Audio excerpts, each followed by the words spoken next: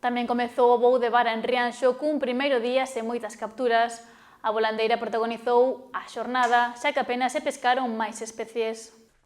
Esta mañá iniciouse a campaña do voo de vara en Rianxo. Logo dunha xornada de traballo, as primeiras impresións entre os profesionais que se sumaron á pesqueira non son moi positivas. Os barcos saliron a maioría deles, houve algúns que por problemas personais non saliron, pero, bueno, estamos falando con algúns, e polo que me están dicindo, o día non foi moi bo. Están traballando aquí á ría, na zona 3-1, que é a zona que está aquí a noroeste, para cara a Rianxo, polo que me están dicindo que nun lance collen 6 kilos ou 6 ou 7, máis ou menos, de volandeira, e que non lle ven outra cousa, que non lle ven nin chopo, nin ningún peixe. Aínda que agarda que nas vindeiras xornadas mude a situación. O primer día penso que hai que buscar algunha zona onde poida a zona, me parece que a zona 4 e a zona 1 estaba cerrada, me parece que por outro tipo de mostreo que había que realizar.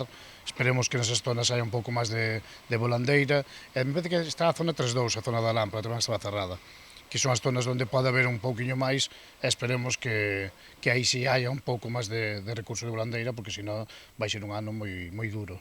O que se suma que o tamaño da volandeira tampouco está a ser moi elevado. Porque me xeron aquí á ría que era volandeira moi pequena. Se as fábricas lle dá o rendimiento, o valor ao rendimiento que estea dando ás fábricas para o tema de enlatar. Pero, bueno, é como digo, que esperemos a zona 3-2 e a zona 4, que son as zonas onde realmente hai un poquinho máis de volandeira, é un poquinho máis grande, a ver se aí podemos incluso safar, polo menos hasta diciembre, enero, mediados, intentar safar o que é a campaña do voo de vara. Campaña da que participaron hoxe unha vintena de embarcacións de Rianxo.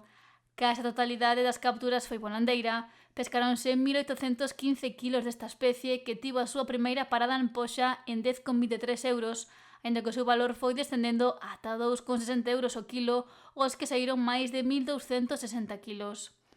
Tamén se capturaron 51 kilos de choco que tiveron prezos dende os 12,5 euros o kilo ata os 6, ademais de 98 kilos de faneca que tivo un valor que oscilou dos 7,4 euros o kilo ata os 4 euros.